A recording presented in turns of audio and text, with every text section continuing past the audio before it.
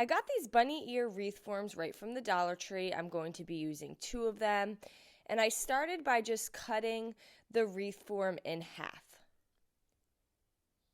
Now I have these bolt cutters that make it very easy to cut this metal. Even just a smaller pair of metal shears would work as well.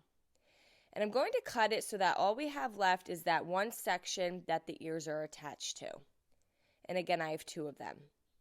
I'm then going to take some E6000 and I'm going to attach the 2 sections together so that we have 2 of the ears on the left and 2 of the ears on the right. And I'm going to hold them in place with some metal clips. And you can see here that we are creating the shape of a butterfly. Now the E6000 really helps holding this metal together. You do need a little patience to allow this to dry. So I just clamp it down in place and set it aside to fully dry. I even took a little bit of floral wire just to make it nice and tight and just for extra hold.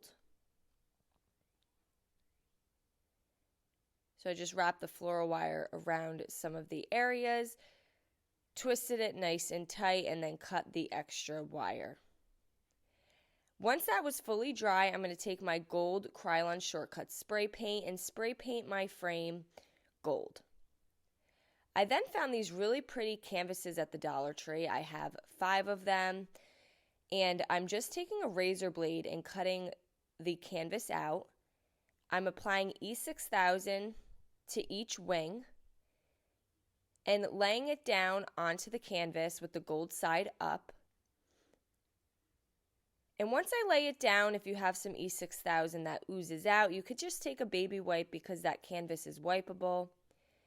I'm going to just cut off some of the extra material, but not all of it. I want this all to fully dry before I make my final cuts. And I just repeated this until each wing had a piece of canvas glued to it.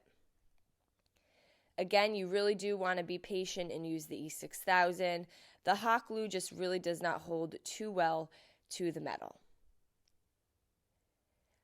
When I picked out my canvas, I picked out 2 different designs, one for the top wing, one for the bottom wing.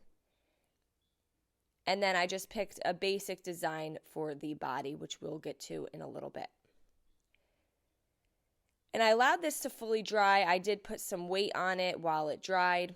And once it was dry, I'm going to take a razor blade and just cut around the metal frame, using that as my guide and just removing all that excess canvas. Now this was really easy to cut. I have a cutting mat underneath me. And I believe this razor blade also came from the Dollar Tree in the craft section.